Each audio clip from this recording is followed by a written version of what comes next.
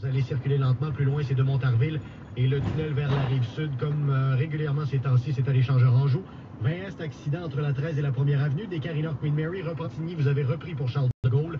Métropolitaine Ouest, L'Angelier, 40 Est au moins Côte-Vertu, la 13 sud avant la 440. Autoroute des Laurentides, même c'est au pont de la Rivière des Mille. Et l'essence à Montréal ce matin à 1,35 le litre. Merci beaucoup. Encore des seringues souillées qui ont été retrouvées dans un magasin. Cette fois, c'est un Sport Expert. C'est à Sherbrooke. On est rendu à 23 seringues. Et là, il y a même une récompense qui est offerte à quiconque va fournir l'information pour trouver le responsable de ça. Avec nous, Martin Carrier du service de police de Sherbrooke. Bonjour, M. Carrier. Bonjour, bon matin. Les 3 seringues en question, c'est ça, c'est dans un magasin Sport Expert? C'est bien ça. Donc, le dernier cas qui a été rendu public hier dans un Sport Expert du Carrefour de l'Estrie. Donc, encore une fois, un nouveau cas du côté du SPS qui s'ajoute à la vingtaine de cas là, depuis janvier. C'est extrêmement préoccupant pour nos policiers. Mais là, 23 dans combien de magasins différents?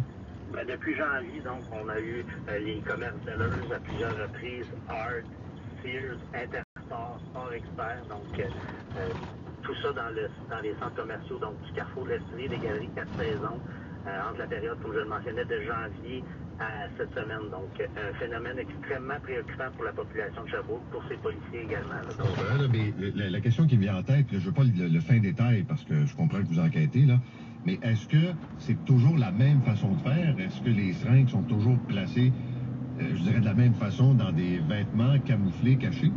Dans tous les cas, donc, à l'exception de de la semaine dernière, donc, où l'aiguille a été, disons, repliée, qui dépassait un pantalon, tous les cas, donc, c'est sensiblement la même chose. Donc, la seringue vers le haut, pas de capuchon, avec un liquide rougeâtre, avec du sang humain, donc, dans quelques cas, donc, qui ont été analysés, effectivement, donc, c'est la même façon de faire, même modus operandi.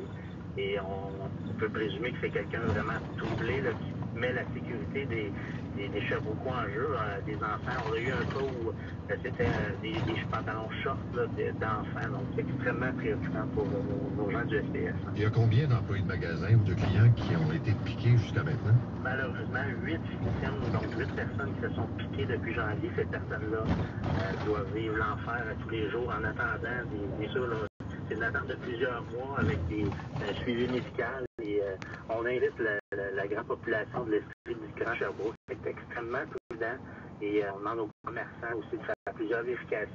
Avez-vous l'impression que c'est toujours le même ou parfois il y a le phénomène du genre des gens qui imitent, là, des copycats? Ben, c'est parmi nos hypothèses, donc on peut envisager bien sûr quelqu'un qui peut sensiblement adopter une façon de faire de quelqu'un d'autre. C'est une hypothèse. Mais pour l'instant, il y a dans certaines analyses qu'on a reçues, on avait le même profil génétique, donc le même bagage d'ADN dans trois échantillons reçus depuis le début de l'année. Et on est à la trace de cet individu-là, de se déranger, de se troubler, qui met la sécurité de nos citoyens en jeu, nos enfants. Et on va mettre tous les efforts nécessaires du côté du SPS, là, de la police de Sherbrooke. OK, mais l'autre chose, M. Carrier, il y a des caméras de surveillance dans la plupart des magasins, j'imagine, au centre commercial. Il n'y a aucune image qui vous amène vers quelqu'un? Malheureusement, pour l'instant, donc on est à évaluer tout ça, mais